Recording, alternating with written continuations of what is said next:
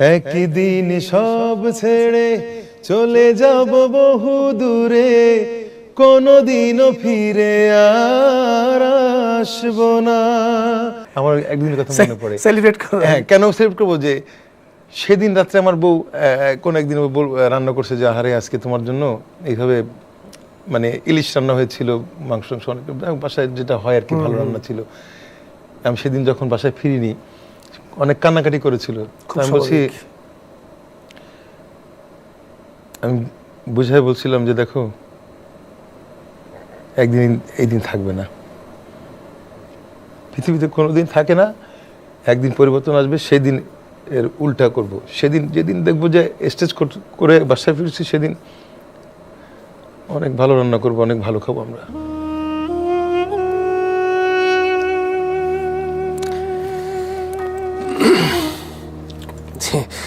Emotional কথা। আসলে আমরা পরিবার থেকেও কখনো কখনো অনেক দূরে অবস্থান করি, সেই সমস্ত মানে কি বলবো আসলে।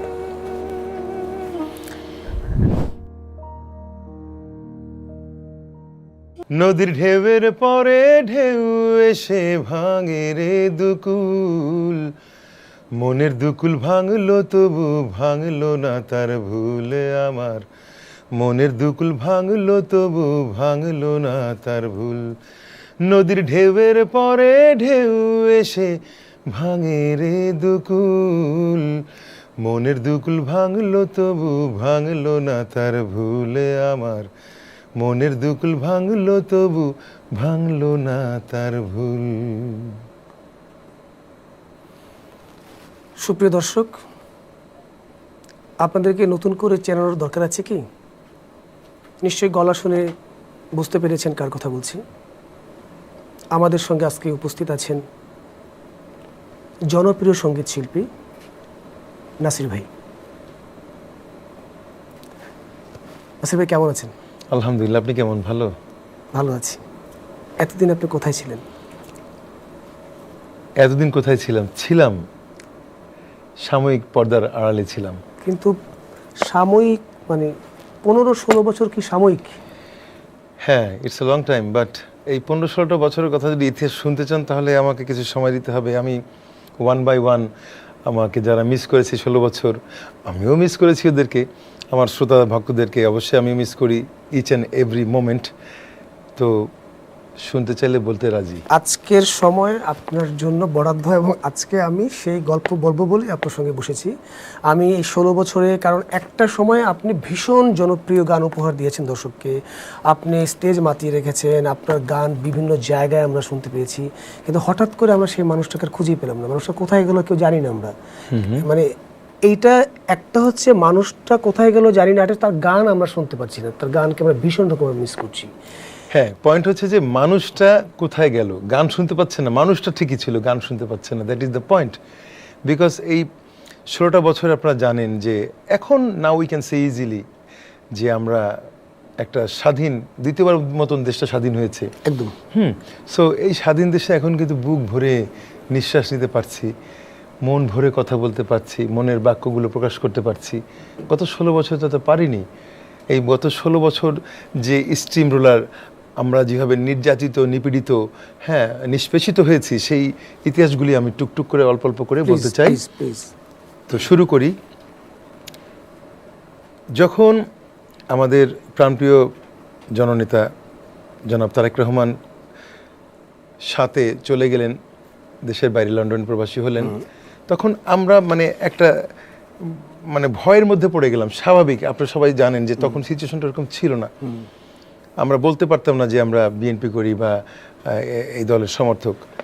সঙ্গীত শিল্পী হিসাবে যারা চিনত বা শ্রদ্ধা সম্মান করতো তারা সেটুকুই করতো, কিন্তু আমরা নিজেদেরকে আটবেলে রেখেছিলাম এই জন্যই যে আমাদের সমস্ত নেতাকর্মীরা কিন্তু সাময়িকভাবে সব কিন্তু একদম মানে সাইলেন্ট ছিলেন তারা।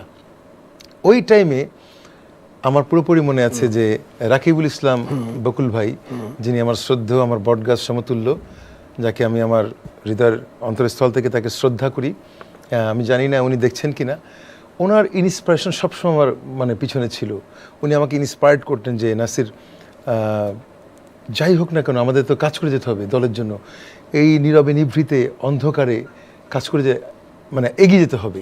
তা আমি তখন প্রথম শুরু করলাম জনতা চেয়ারম্যানের উপরে গান লিখলাম যে শোনো দেশবাসী শোনো বলি, চলো মুক্তির মিছিলে মিলি, রাজপথে মোরা দেব প্রাণ, শোষকেরা সাবধান, বীর সেনা মুক্তিযোদ্ধা জিয়াউর রহমান, নেতা তারই সন্তান মহান তারেক রহমান। এই গানটা প্রথম করলাম, এই স্টার্ট হলো আমার। তখন আমাকে সে আরও ইন্সপায়ার্ড করলেন, উনি গান শুনতেন এসে বকুল ভাই এসে বলতেন যে এই গানটাকে এইভাবে করো, এইভাবে চেঞ্জ করো। এই সময়টা মানে কোন সময়টা ভাই? এটা ধরেন 9-10-এর কথা বলছি, 8-9 এরকম, 8-এর পরের কথা। হ্যাঁ।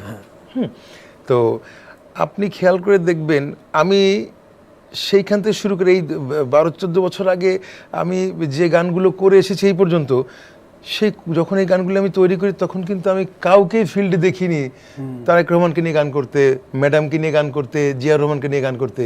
আমি তো এরকম অজস্র 15-16টা গান করেছি আমি, এবং ইনশাল্লাহ সেই সৌভাগ্য হয়েছে আমি চেয়ারম্যানের সামনে গিয়ে জনাব তারেক রহমানকে বলতে পেরেছি যে আপনার জন্য আমি দলের জন্য, আপনার জন্য, আমার মায়ের জন্য, দেশের জন্য সব মিলিয়ে আমি 15-20টা গান করেছি, বলার সুযোগ হয়েছে আমার। উনি আমাকে ধন্যবাদ জানিয়েছেন এবং আরও ভালো কিছু কাজ করার জন্য নির্দেশ দিয়েছেন। তো যাই হোক, এইভাবে যখন কাজগুলো 1 by 1 করে আসছি, ইতিমধ্যেই আমরা আমি একার কথাই বলবো না, আমার মানে সঙ্গে সমসাময়িক যারা বিএনপি পন্থী যে শিল্পীগুলি ছিল তারা সবাই কিন্তু এক একে ব্ল্যাক লিস্টেড হয়ে গেলাম আমরা। গত 16 বছরে টেলিভিশনে, বাংলাদেশ টেলিভিশনে একটা গান তো গাওয়া দূরে থাক, আমি টেলিভিশনের সিঁড়িতে পাড়া দিতে পারিনি। তার মানে কি নাসির ভাই আমরা বলতে পারি যে তৎকালীন যে ফেসিবাদী সরকার, সেই সরকারের এক ধরনের রোশনালের মধ্যে আপনারা পড়ে গেছেন? Yes, of course. এবং সেই সাথে এটা আমি বলতে চাই যে বাংলাদেশের ইতিহাসে আপনি দেখেছেন কিনা তা আমি জানি না, আমি দেখিনি যে কোনো সরকার এসে বৈষম্য বিরোধী আচরণ হয়েছে জনগণের উপর যেভাবে হয়েছে, এর মধ্যে থেকে কিন্তু শিল্পীরাও রেহাই পায়নি। তার জ্বলন্ত উদাহরণ আমি আমাকে দিয়ে বলতে পারি যে আমি যেমন বিটিভিতে তো ব্ল্যাক লিস্টেড অবশ্যই, সেই সঙ্গে আওয়ামীপন্থী যতগুলি চ্যানেল ছিল তারা কিন্তু আমাদেরকে ডাকিনি কখনো। নট ইভেন দ্যাট, একটা শো করতে গিয়েছি, দেখা যাচ্ছে যে ডিজিএফআই ক্লিয়ারেন্স ছাড়া কিন্তু ক্যান্টনমেন্টে আপনি কোনো প্রোগ্রাম করতে পারবেন না, সে যে শিল্পী হোক না কেন। ইভেন কোনো মানুষের নামে যদি ক্লিয়ারেন্স না থাকে সে ঢুকতেও পারবে না। এনিওয়েজ, তা আমার ক্ষেত্রে সেটা হয়েছে। আমার জন্য আমি অলরেডি আমি সিলেক্টেড যে আমি গান করছি অমুক দিন অমুকের এখানে, নাম নাই বলি, যে কোনো এক মেজর জেনারেলের ছেলের গায়ে হলুদের অনুষ্ঠানে। তা আমাকে 2-3 দিন পরে, মানে প্রোগ্রামে 2-3 দিন আগে বললো যে সরি নাসির ভাই, এক্সট্রিমলি সরি টু সে, আপনাকে আমরা নিতে পারছি না। তো আমি বললাম what is the reason behind, কেন, কারণটা দর্শন। আমাকে যে আপনি 10 দিন আগে বুকিং দিয়ে এখন 2-3 দিন আগে বললেন, আমি তো বরং তো ওই দিন তো আমি প্রোগ্রাম নেইনি। হ্যাঁ, আমার তো লস হলো এটা, আপনি কেন? তো বলছে না ভাইয়া, বলতে চাচ্ছিলাম না। বললাম বলেন। তারপরে উনি বললেন যে আপনি তো কাগজে কলমে ব্ল্যাক লিস্টেড এখানে, বিকজ আপনি কাগজে কলমে বিএনপির শিল্পী হিসাবে এখানে লিস্ট করা আপনার নাম, তো এখানে আপনি পারবেন না, এই জন্য আপনাকে নিতে পারছি না। বললাম দুঃখিত। এটা তো ভীষণ রকমের একটা বৈষম্য আচরণ। হ্যাঁ, সেটাই তো। সেই আজকে আমি ধন্যবাদ জানাবো দীপ্ত টিভিকে, যে আপনাদেরকে ধন্যবাদ জানাবো যে আপনারা এই যে আমাদেরকে ডেকে একটু বলার সুযোগ দিচ্ছেন। আমি শুধু আমার কথাই বলবো না, আমার মতন যারা নির্যাতিত, নিষ্পেষিত, নিপীড়িত যেসব শিল্পীরা রয়েছে তাদেরকে অবশ্যই আপনারা ডাকবেন, একটু বলার সুযোগ দিবেন। সবার মনে অনেক কষ্ট আছে, আমরা এই রোশনালের শিকার হয়ে এই পর্যন্ত। তো আপনারা যে সুযোগ করে দিয়েছেন এজন্য অজস্র ধন্যবাদ। আপনাকেও ধন্যবাদ। আমরা সেই গল্প শুনতে চাই এবং দর্শককে জানাতে চাই যে একজন শিল্পী কখনোই একটি আলাদা সিন্ডিকেটের মধ্যে সীমাবদ্ধ না। তাইলে কি আমরা কি মানে একজন শিল্পী সে আসলে তাহলে কার? একটা শিল্পী বাংলাদেশের, আমি বাংলাদেশের শিল্পী, আমি দেশের, আমি তো কারণ না, মানে সে তো জনগণের না, সে জনগণের। তাইলে আমরা কখনোই তো একটা দলের হয়ে তাকে কত কুকিগত করে রাখতে পারি না।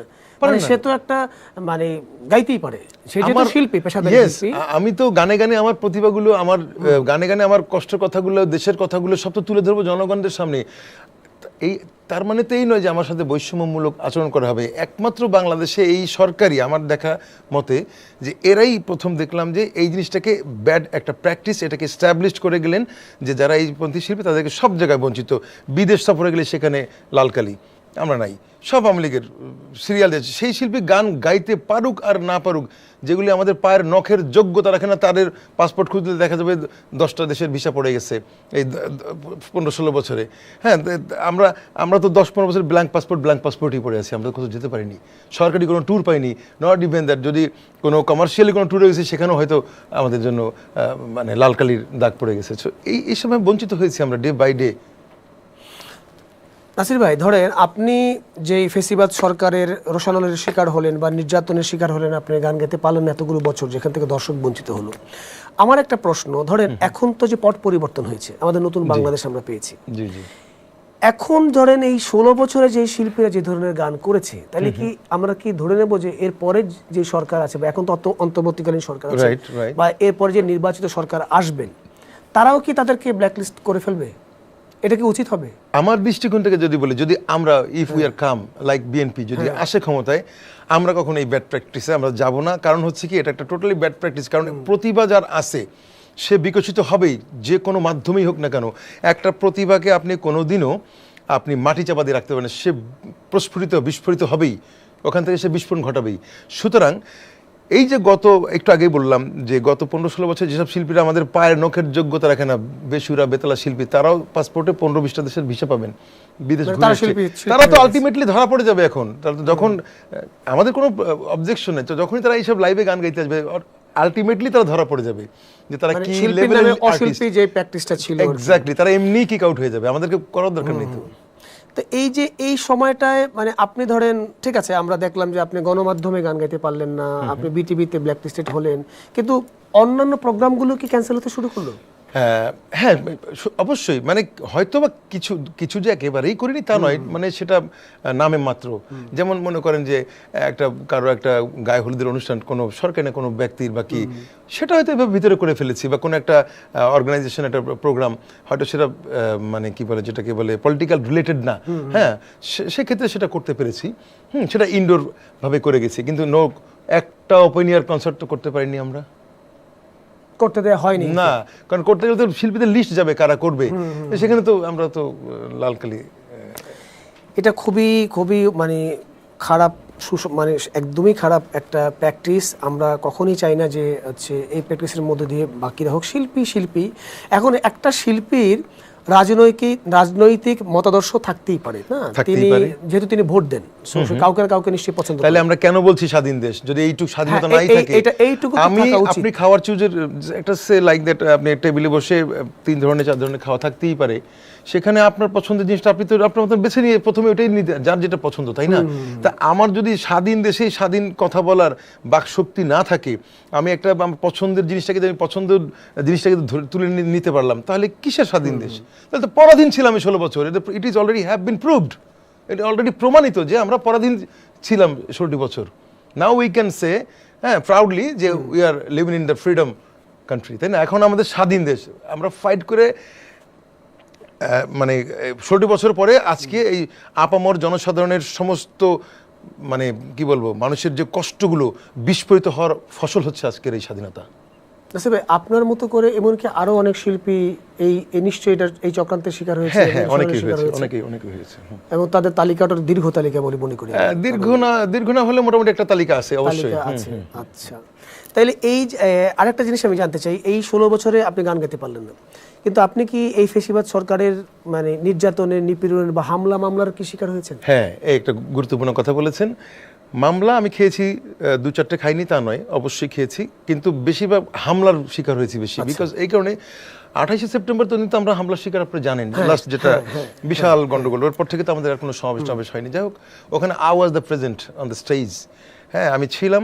এবং তার আগের কথা বলি, সে এরকম মহাসমাবেশ বিভিন্ন পর্যায়ে আমাদের যখন প্রত্যেক স্টেজে তো আমি গান গেয়েছি।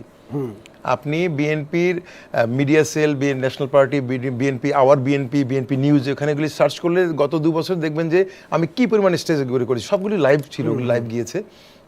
তো এইসব প্রোগ্রাম যখন যেদিনই করেছি, সেদিনই আমরা জানতাম যে আজকে কোনো না কিছু ঘটবে। ওই দিন বাসায় ফিরতে পারিনি, বড় বোনের বাসায়, উত্তরা এক বড় ভাইয়ের বাসায় মোবাইল বন্ধ করে তার ছোট্ট রুমের মধ্যে ঘুমাইছিলাম। একদিন পরে যখন বাসা ফোন করেছে, হ্যাঁ রাত্রে পুলিশ এসে খুঁজে গেছে, গেটের দ্বারা বলে কি উনি তো নেই। যখন দেখছে যে নেই, কিন্তু আমার গাড়িটা আছে, বলে কি গাড়ি আছে, তুমি গেট খোলো। বল স্যার উনি নেই, খামোখা ম্যাডাম ডিস্টার্ব করেন, নেই স্যার, আসেননি স্যার। তারপরে এরকম কিছু লোক বিশ্বাস করে চলে গেছে, আবার অনেকে বিশ্বাস না করে ঘরে এসে খুঁজে গেছে। এখন আমরা তো যখন একবার দুবার যখন ঘটনা ঘটেই গেল, তখন বুঝেই গেলাম যেদিন এই প্রোগ্রামগুলি করব, স্পেশালি ওই দিনগুলি আমাদের জন্য বদনসিব, ঘরে থাকা আর হতো না।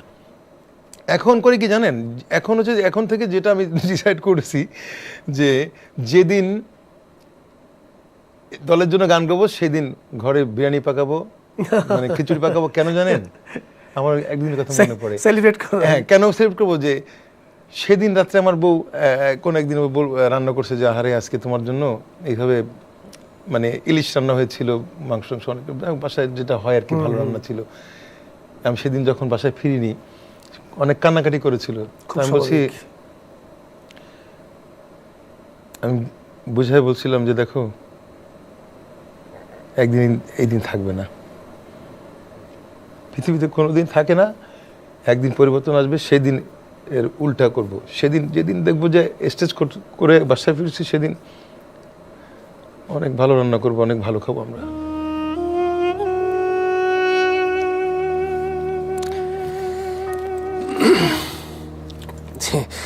ইমোশনাল কথা। আসলে আমরা পরিবার থেকেও কখনো কখনো অনেক দূরে অবস্থান করি, সেই সমস্ত মানে কি বলবো আসলে। নাসির ভাই, আমি যতটুকু জানি আপনি একটি সংগঠনের সঙ্গে জড়িত আছেন, জাসাস।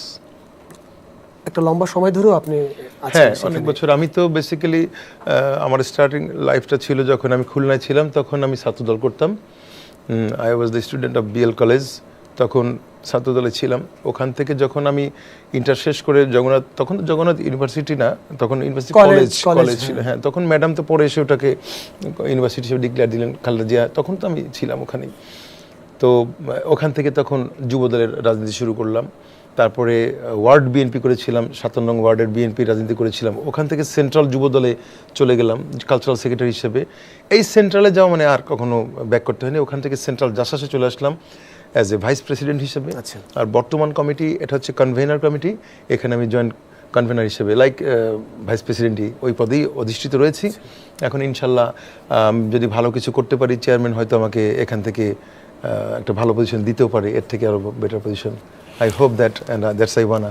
নাসির ভাই, সরকার মানে বিএনপি হোক বা অন্য যে কোনো সরকার কে আসবে আমরা এখনো জানি না, কিন্তু এখন আমরা বুক ভরে শ্বাস নিতে পারছি, ইনশাআল্লাহ আমরা কথা বলতে পারছি, এইটুকু তো নিশ্চিত। তো সেখান থেকে কি আপনারা যারা বঞ্চিত শিল্পীরা ছিল তাদের জন্য কি আপনাদের সংগঠন থেকে বা আপনার ব্যক্তি উদ্যোগে বা আপনার পরিকল্পনা কি এমন কেউ আছে যে আমরা এদের নিয়ে কাজ করব, যাতে এই ধরনের মানে হামলা মামলা বা তাকে ব্ল্যাকলিস্ট করে দেয়া এই বিষয়গুলো আর ঘটবে না, একটা শিল্পী স্বাধীনভাবে এই দেশে তার বিচরণ করতে পারবে, তার গান দর্শককে শোনাতে পারবে? অবশ্যই। আমি কিন্তু একটু আগেও বলেছি, একজন শিল্পী দেশের সব মানুষের। একটা শিল্পীর কোনো দল বা ডিভাইডেড করা ঠিক না। আমি কখনো এই জিনিসটাকে আমি মনে করি একটা ব্যাড প্র্যাকটিস, যেটা এরা করে গেছে, এর আগে কোনো সরকার করেছে আমি দেখি না। আপনি দেখেছেন? আমার মনে পড়ে না। হ্যাঁ, তো তাহলে আমার সঙ্গে একমত হতেই হবে। তো এই যে প্র্যাকটিসটা ওরা এস্টাবলিশ করে গেল 16 বছর, আমরা তো বিএনপি হচ্ছে একটা ফল কিন্তু একা খাওয়ার জন্য। বিএনপি এমন একটা সংগঠন যেটাকে এই ফলের ইয়েটা মানে সবাই মিলে খেতে চাই আমরা। তো যেহেতু একটা মানে অতি কষ্টের ফসল, একটা এই ফসলটাকে সবাইকে মিলেমিশে খেতে চাই আমরা কোনোদিন ওই প্র্যাকটিসে যাব না। আওয়ামী লীগ শিল্পী যদি সে ভালো গান গায়, সে তার যোগ্যতা নিয়ে আসতে পারে, অবশ্যই সে তার মতন গান করবে, আমরা কোনোদিন বাধা দেব না। আর যারা বললাম, যারা ভুয়া আর্টিস্ট, আওয়ামী লীগের মানে সিল পিঠে লাগিয়ে দিয়ে যারা বিশ্ব ঘুরে বেরিয়েছেন, সারা দেশে দাপটের সহিত স্টেজে গান গেয়েছেন, আমরা তো দেখেছি এগুলি ওনারা নিজেরাই ধরা পড়ে যাবেন। যখন লাইভে গান গাইতে আসবেন চ্যানেলে, যখন আমাকে অনেক চ্যানেল, 2-1টা চ্যানেল বলেছে অলরেডি যে ভাইয়া আপনারা যখন লাইভ গান করেন, আপনাদের গান এখনও গাইলে মনে হয়, শুনলে মনে হয় যে একদম গাচ্ছে না। অনেকে তো মেশিন নিয়ে এসে গান গাচ্ছে, তো ওইটার এর মধ্যে পার্থক্য আছে। তো তারা মেশিন নিয়ে বিদেশে গান গেয়ে আসতেছে, কিন্তু যখনই তারা এরকম আমাদের মতো র ভয়েসে গান গাইবে, তখন কিন্তু রিয়েলিটির ধরা পড়ে যাবে। তো সুতরাং এমনি তারা কি উঠে যাবে নিজে, আমাদেরকে কিচ্ছু করা লাগবে না তাদের। এই মুহূর্তে আপনি কি নিয়ে ব্যস্ত আছেন? এই মুহূর্তে ব্যস্ত দলের জন্য, প্লাস আমার তো দুটো চ্যানেল আছে, একটা সিঙ্গার নাসির আর একটা নাসির, দুইটা আমার ইউটিউব চ্যানেল রয়েছে, যেখানে আমি তো এই 16 বছর বেঁচেছিলাম এই চ্যানেলের মাধ্যমে আমার গানগুলো বিকশিত করে গিয়েছিলাম, যে অ্যাটলিস্ট আমি তো আমার জায়গায় আমি কাজ করে যাচ্ছি, এটুকু সান্ত্বনা ছিল মনে। তো সেটা কাজ একটু আগের থেকে একটু ব্যস্ততা বেড়ে যাবে, এটাই স্বাভাবিক না ভাই? হ্যাঁ, তো এখন যেমন আপনারাও ডাকাটাকে শুরু করেন, যেমন আপনি জানেন আমি আজকেই আপনার এখানে আসার আগে আমি এসএটিভিতে একটা করে এসেছি, এসে আপনার গাড়ি আমাকে নিয়ে এসেছি, আমি আবার এটা করে আজকে এরকম সপ্তাহে 2-3টা হয়তো থাকছেই, যেখানে আমি বছরে মাসে একটা পাইনি, বছরে 2-3টা হয়তো বা পেয়েছি, সেখানে আমি সপ্তাহে পাচ্ছি। তাই এটা ন্যাচারাল থিংস, এটাই স্বাভাবিক। তো ব্যস্ততা একটু বাড়ছে, কাজের প্রেশারও বেশি। আমি সম্প্রতি শীতের আগে আমি আরও 10-12টি গান মিউজিক ভিডিও করতে চলে যাব। ইভেন এছাড়া আমার দলের গান চলছে, যেটা আসছে বাংলাদেশের প্রাণ নেতা তারই সন্তান মহান তারেক রহমান, সুপার একটি গান, এটার কাজ প্রায় শেষ দিকে, মিউজিক ভিডিও করব, এটাও ছাড়বো। প্লাস উনি আসবেন, যে নেতা যে আসবেন, শুভেচ্ছা স্বাগতম নিয়ে একটা গান করছি, এটা কাজ চলছে, হয়তো সময় নেবে, কারণ ওনার আশাটা সম্ভবত এই বছর হবে কিনা জানি না, উনি যে কোনো সময় আসবেন, বাট আমাকে তো গানটা রেডি করে রাখতে হবে, এর জন্য আমি কাজ নিয়ে মোটামুটি ব্যস্ততা আছে ইনশাল্লাহ। বাহ, খুব ভালো লাগলো যে আপনি আবারও সেই ব্যস্ততায় ফিরে আসছেন। হ্যাঁ, আমি কথা দিচ্ছি যে 16টি বছর আমি দর্শক শ্রোতা যারা দেখছেন, আমি সবাইকে আমার I love you very much all, love you all equal. And আমি একটা কথা বলতে চাই, আমার from bottom of my heart, আমার মন থেকে, যে 16টি বছর কর গুনে গুনে আমি যেমন বলবো যে আপনাদেরকে আমি মিস করেছি, আপনারাও বলবেন যে নাসির ভাইয়ের গান এতদিন আমরা মিস করেছি। আমি কথা দিয়ে গেলাম আজকে দীপ্ত টিভিতে, ইনশাল্লাহ সব চ্যানেলই ডাকা শুরু করেছেন, সব চ্যানেলেই ইনশাল্লাহ যাব। আমার মধ্যে কোনো অহংকার নেই, যে চ্যানেল আমাকে ডাকবে আপনাদের জন্য বাকি 16 বছরের যে অপূর্ণতা, আগামী 16 বছর, হয়তো 16 বছর লাগবে না, আগামী 10 বছরে সেই অপূর্ণতাকে আমি পূর্ণতায় পরিপূর্ণ করবো ইনশাল্লাহ। বাহ, খুব ভালো, খুব ভালো। আমরা এরকম আশাবাদী হতে চাই, এবং আমরা আমাদের কোনো শিল্পীকে হারাতে চাই না। আমরা চাই তারা আমাদের মাঝে থাকুক, আমাদের গান শোনাক, আমাদের আনন্দ দিক, কারণ শিল্পী কোনো জাতপাত হয় না, শিল্পী এটা আমরা মনে করি, শিল্পী সত্তা শিল্পী, এছাড়া কোনো সম্পর্ক হয় না। সেটাই।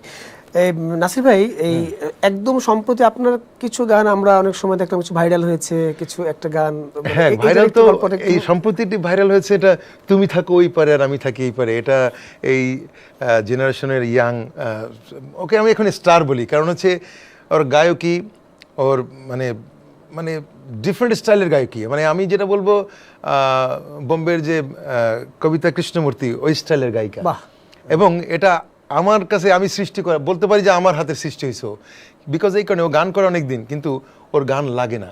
আচ্ছা, তা আমি ওকে বললাম যে ঠিক আছে তুই বেটি আমার সাথে গান কর, আমার অনেক ছোট বেটি বলে ডাকি ওদেরকে, হ্যাঁ ওরা পায়ে হাত দিয়ে সালাম করে, তা আমার মেয়ের বয়সী আর কি ওরা। তো পরে আমি বলছি যে তোকে দিয়ে হবে, একদিন তুই কথা বলবি, 12 মাসে 12টা বাচ্চা সন্তান জন্ম না দিয়ে বছরে একটা সন্তান জন্ম দিবি, ওই সন্তান কথা বলবে এবং সে কথা শুনতে হবে, 20 কোটি মানুষের শুনতে হবে। আমি হলাম সেই মানুষ।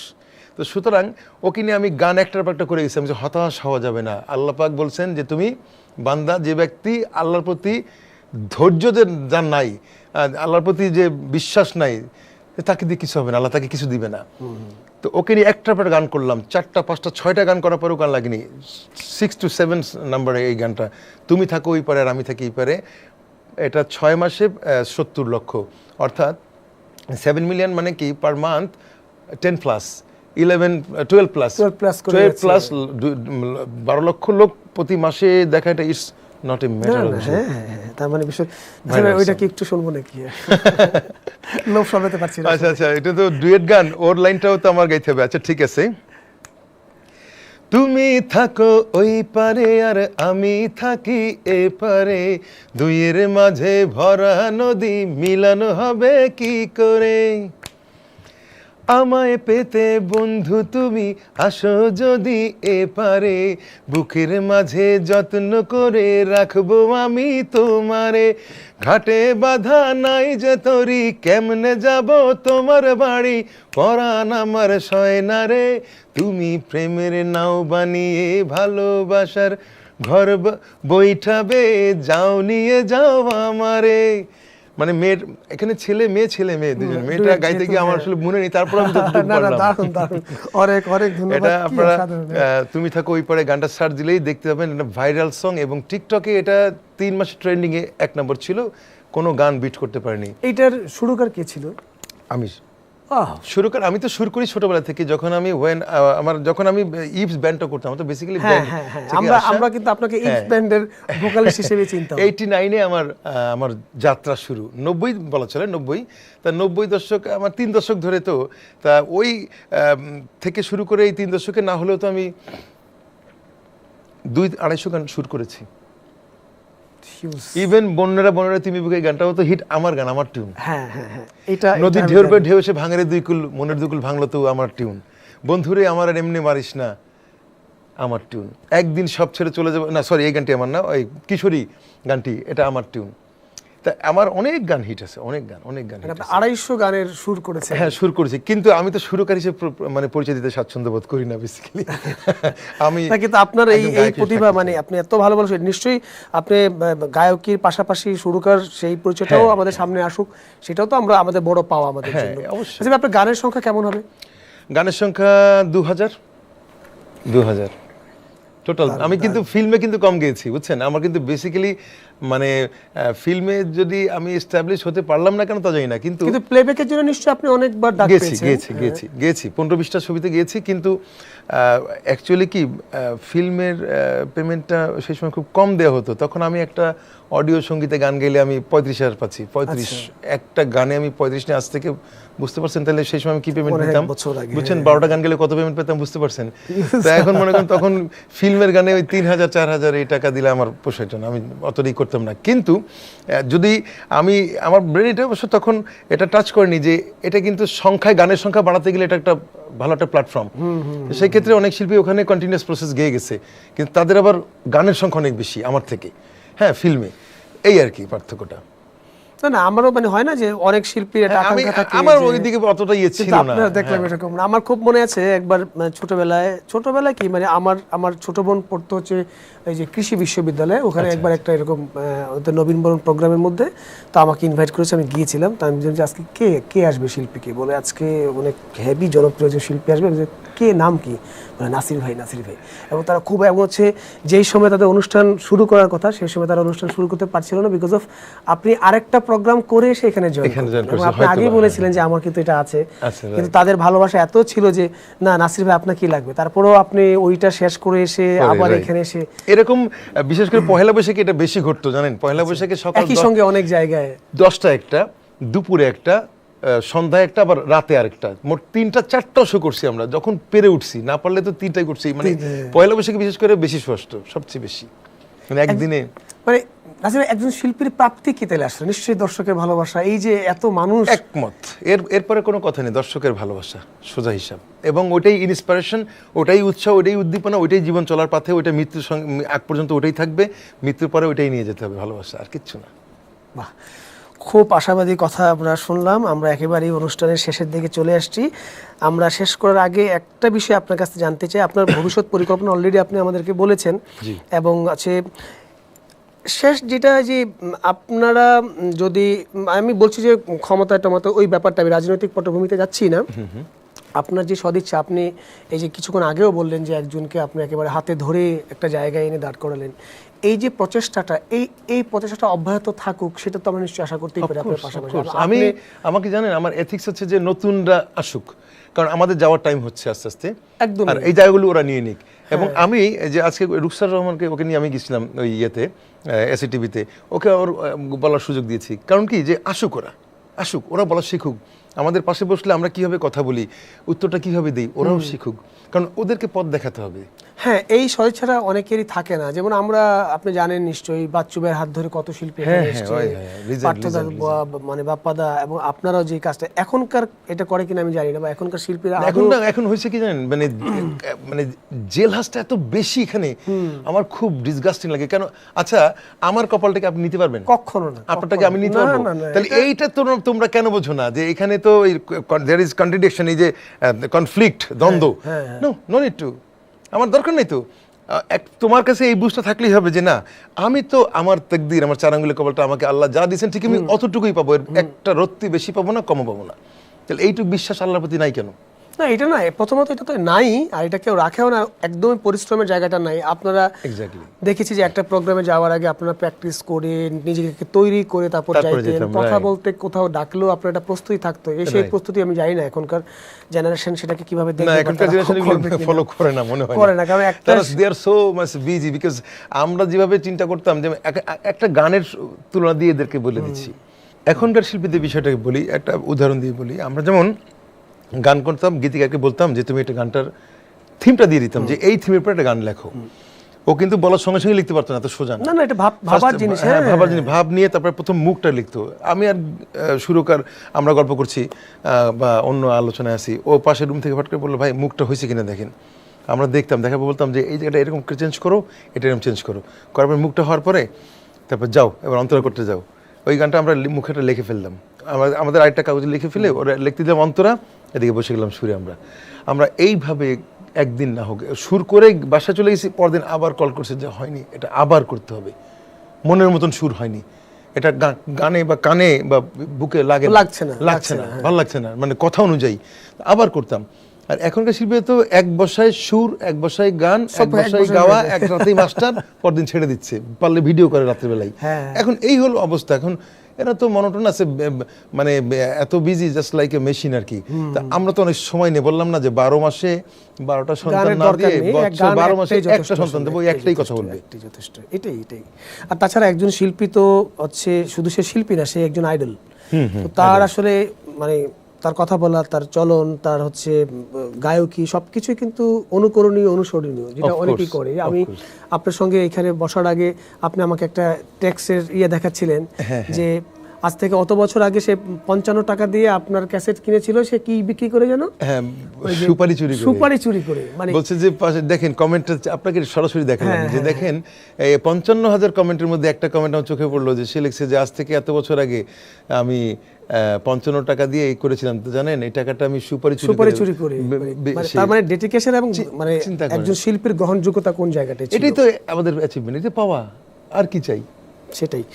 তো আমরা হচ্ছে নাসির ভাই একদম অনুষ্ঠানের শেষ প্রান্তে এসে পৌঁছে গেছি। দর্শক, আমরা শুনলাম নাসির ভাইয়ের এই এতগুলো দিনের অন্তরালে থাকার কথা। আমরা চাই না কোনো শিল্পী এভাবে অন্তরালে থাকুক, উনি হারিয়ে যাক। শিল্পী কোনো জাতের নয়, কোনো দলের নয়। একজন শিল্পী, তার গ্রহণযোগ্যতা থাকবে সকলের কাছে, সেই প্রত্যাশা আমরা রাখতেই পারি। আমরা আজকে যেহেতু নাসির ভাইকে এত বছর পরে পেয়েছি, আমরা অনুষ্ঠান শেষ করতে করতে একটা গান শুনবো। তার আগে আমি বিদায় নিয়ে নিচ্ছি, মেহেদী হাসান সুমনা ছিলাম আপনাদের সঙ্গে। আবার আমরা নতুন কোনো অতিথিকে নিয়ে আলাপচারিতায় থাকবো। সেই পর্যন্ত আপনারা ভালো থাকুন, সুস্থ থাকুন। নাসির ভাই, শেষ একটা গান শুনতে শুনতে বিদায় নেব। আর কি, আমার তো পৃথিবীতে আশা আছে, আমি বিশ্বাস করি, দ্যাটস আই বিলিভ যে আমাকে চলে যেতে হবে। তো সেই গানটি করি, যেটা আমি প্রত্যেকটা অনুষ্ঠানের সর্বশেষ গানটি করি। আমি মরে গেলেও আমি জানি প্রত্যেকটা চ্যানেলে এই গানটি আমাকে বাজবে আর আমাকে স্মরণ করাবে। না, আপনি দীর্ঘায়ু হন, আমরা সেই প্রত্যাশা রাখি। একদিন সব ছেড়ে চলে যাব বহু দূরে, কোনোদিনও ফিরে আর আসবো না। একাকী আধার ঘরে তোমাকে মনে করে, দু চোখের জলে আর ভাসবো না। একদিন সব ছেড়ে চলে যাব বহু দূরে, কোনোদিনও ফিরে আর আসবো না। যেখানে মানুষ গেলে ফিরে আর আসে না, যাব আমি সেখানে, খুঁজে তুমি পাবে না। সুখটুকু মুছে দিয়ে বিরহী মন নিয়ে, কষ্ট লুকিয়ে আর হাসবো না। একদিন সব ছেড়ে চলে যাব বহু দূরে, কোনোদিনও ফিরে আর আসবো না। অসাধারণ।